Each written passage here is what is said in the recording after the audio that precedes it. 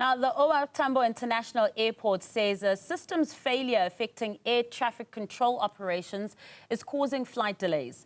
The airport has apologized to customers for the delays. It says it's working to manage the situation and restore affected systems.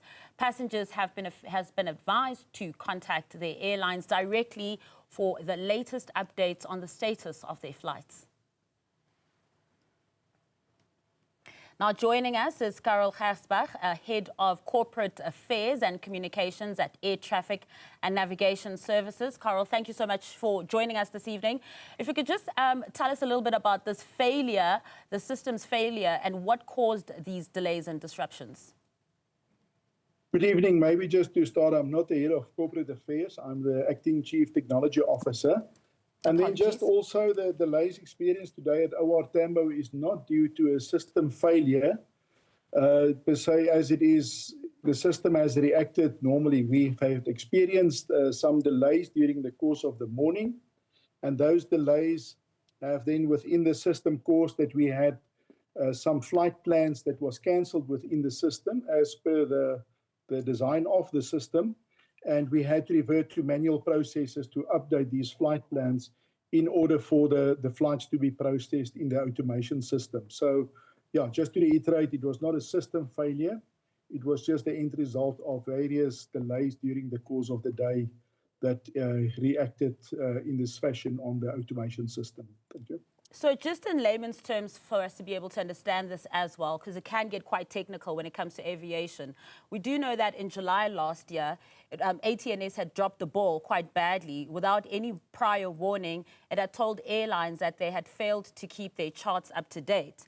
Now, meaning that over 300 technical maps were withdrawn, and these are the maps that you're also referring to. Is this the same problem as then, last year in July? No, so in terms of the challenge we had in July last year, where it was the flight procedures that was not maintained. When you file a flight plan to fly from Airport 1 to Airport 2, that flight plan has a life within the system. So yes, the flight plan does take cognizance of the flight procedures because you have to file the route that you'll be flying. But ultimately today's challenge we had was that when the flight plan enters the system, there are certain actions which have to be taken within certain times from filing a flight plan. And due to delays in the morning traffic, those times into which you have to interact with the system was also exceeded, and hence the system cancelled those flights. And then when the flight plans have to be recreated, it takes a manual process, which then adds more time to the process and then also add to the delays experienced. So yes, the failures of last year and the disruption today are not directly related. No. Could these delays and disruptions from today have been avoided by ATNS? For now, we have not experienced this in the past. The system we are using to do this, we've been using for the last 8 years.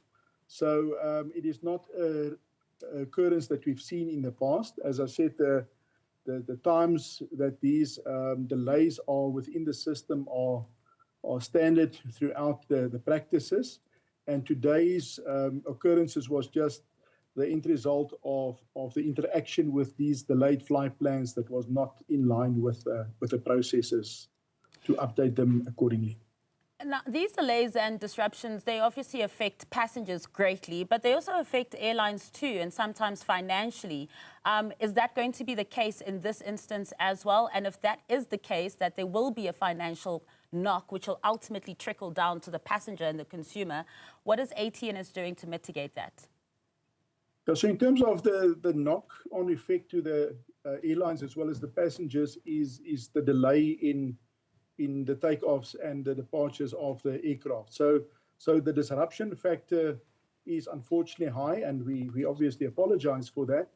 But the financial impact should not be that detrimental as some of the other challenges in the past year within the community, whereby the flights are mainly delayed on the ground and not whilst in the air. So yes, the disruption is, I think, the bigger contributor than the cost in terms of the delays. Not understanding all the airline costs, obviously, but it's more a disruption factor, as these delays would not have necessarily work their way into cancellation of flights and so forth.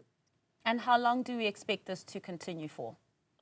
So at 5 o'clock this afternoon, all of the disruptions and the delayed flights were back to normal. And other than now just delay in some of the takeoffs of the returning flights, all of these elements have been returning to normal. So from our side, the work is processing as normal, but the delays in terms of aircraft's schedules coming and going from other airports is obviously affected. And while we are in the process of getting things back to normal, this is obviously a huge burden to passengers. What reassurance can you give them that this will be resolved, and by when? So from our side, we have analyzed the systems as these events unfolded today, and we are confident that we've identified the root causes of these system and operational challenges we've experienced, and we are in the process of rectifying them. So we do not foresee that this is an item that should recur into the future. So for anyone who perhaps may be flying this weekend or this coming week as well, do you foresee them being affected? If I have a flight for tomorrow morning, for instance? Now, as indicated, our schedules and our operations have returned to normal. So the challenges of today will all be resolved today and should not carry into tomorrow. Thank you so much for all that clarity. Really appreciate your time. Of course, that was Carel, who's joining us from the Air Traffic and Navigation Services.